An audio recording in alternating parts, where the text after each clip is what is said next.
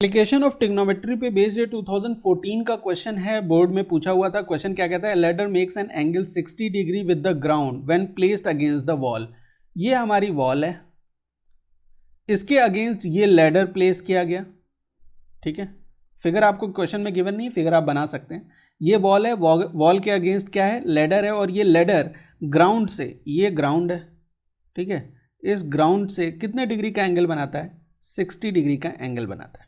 If the foot of the ladder is 2 metre away from the wall, ये जो foot of the ladder है, ये foot of the ladder होता है और ये वॉल है, इसके बीच का जो डिस्टेंस है ये 2 मीटर्स है, ऐसा हमें क्वेश्चन में गिवन है। हमें फाइंड आउट करना है the length of the ladder in metres.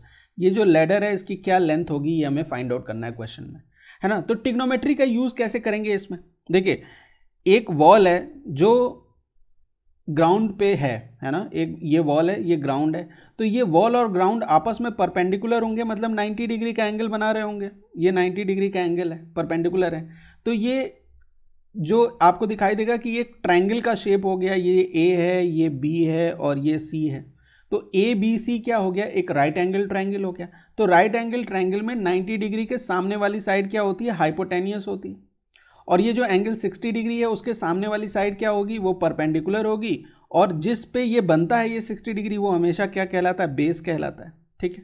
Clear, इतनी बात समझ में आ गई। अच्छा, ये चीज़ तो हम पहले से जानते हैं, है ना। एक ट्रायंगल में, राइट एंगल ट्रायंगल में कौन सा हाइपोटेनियस होगा, कौन सा परपेंडिकुलर होगा और कौन सा बेस होगा, हम ये पहले के क्लासेस में पढ़ चुके हैं, क्योंकि हमने ट्रिग्नोमेट्री ऑलरेडी पढ़ी हुई है ना। अच्छा, दूसरी चीज़ यहाँ पे क्या है कि आपको फाइंड आउट करनी है लेंथ ऑफ द लैडर, मतलब हाइपोटेनियस की वैल्यू अगर आप फाइंड आउट कर लें तो वो लेंथ ऑफ द लैडर हो जाएगा कि नहीं हो जाएगा, है ना। हाइपोटेनियस की अगर वैल्यू फाइंड आउट कर लें तो लेंथ ऑफ द लैडर आ जाएगा। अच्छा, ये 60 डिग्री क्यों दिया होगा, क्योंकि हमें sine 60 degree, cos 60 degree, tan 60 degree और बाकी जो कॉसेक है, सेक है, कॉट है, 60 डिग्री की वैल्यूज़ हमें ऑलरेडी पता है, तो उन वैल्यूज़ का भी यूज़ आएगा। अब कौन सी वैल्यू का यूज़ करेंगे वो यहाँ पे हमें समझना जरूरी है।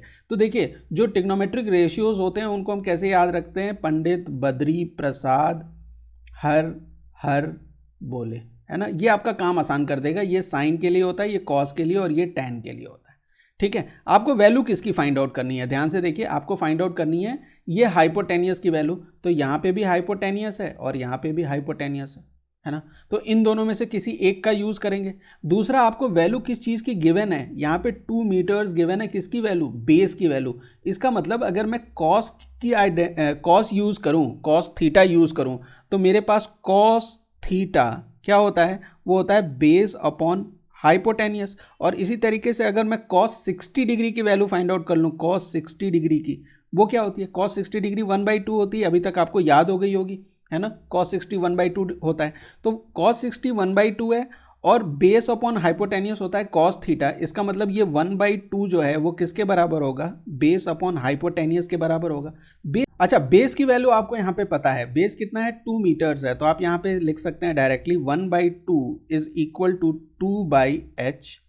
h और इसको क्रॉस मल्टीप्लाई कर दिए तो h इंटू 1 h हो जाएगा, और 2 इंटू 2 क्या हो जाएगा, 4, और ये 4 क्या है, 4 मीटर्स है। और यही हाइपोटेनियस क्या है, लैडर की वैल्यू है कि नहीं, लैडर की लेंथ है कि नहीं, तो लैडर की जो लेंथ निकल के आ जाएगी आपकी क्वेश्चन के हिसाब से, वो आ जाएगी 4 मीटर्स।